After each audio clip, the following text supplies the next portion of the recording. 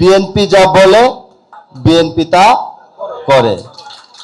আমরা নির্বাচনের আগে বলেছিলাম যে বিএনপি রাষ্ট্র পরিচালনার দায়িত্ব পেলে জনাব তারেক রহমান প্রধানমন্ত্রী হলে আপনাদের এই ফ্যামিলি কার্ড আমি নিজে দাঁড়িয়ে আপনাদের কাছে আমি পৌঁছে দিব।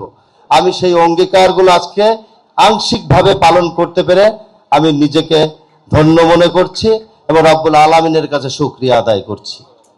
প্রিয় ভাই ও বোনেরা, আপনারা আমার নির্বাচনে যারা উপস্থিত আছেন, এর বাইরেও শত শত হাজার মহিলা বোনেরা আমার নির্বাচনে আপনারা কাজ করেছেন।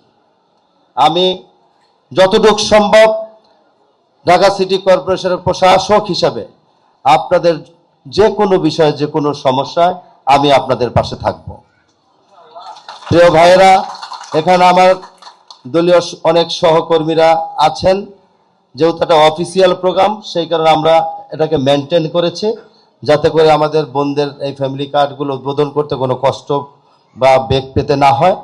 শুধু অল্প সংখ্যক নেতৃবৃন্দকে আমরা এখানে আমন্ত্রণ জানিয়েছি।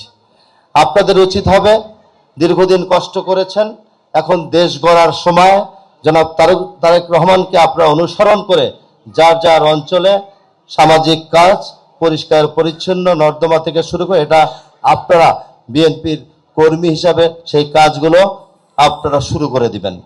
এবং সিটি কর্পোরেশনের দায়িত্বপ্রাপ্ত যারা জোনাল অফিসার আছে, সেটা আমার নির্দেশনা অলরেডি দেওয়া আছে, আপনারা যোগাযোগ করলে সকল প্রকার সহযোগিতা আপনারা পেয়ে যাবেন।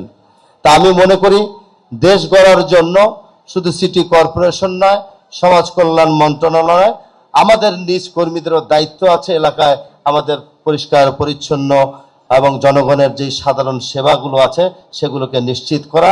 আমি আশা করি আমার সহকর্মীরা অনেকে এই কাজ অলরেডি শুরু করে দিয়েছে এবং অনেকে আমার কাছে ইচ্ছা পোষণ করেছে আমরা এই কাজগুলো করতে চাই। আপনারা কাজ শুরু করলে আমি আমার সিটি কর্পোরেশনের পক্ষ থেকে সকল প্রকার সহযোগিতা আপনাদের জন্য থাকবে।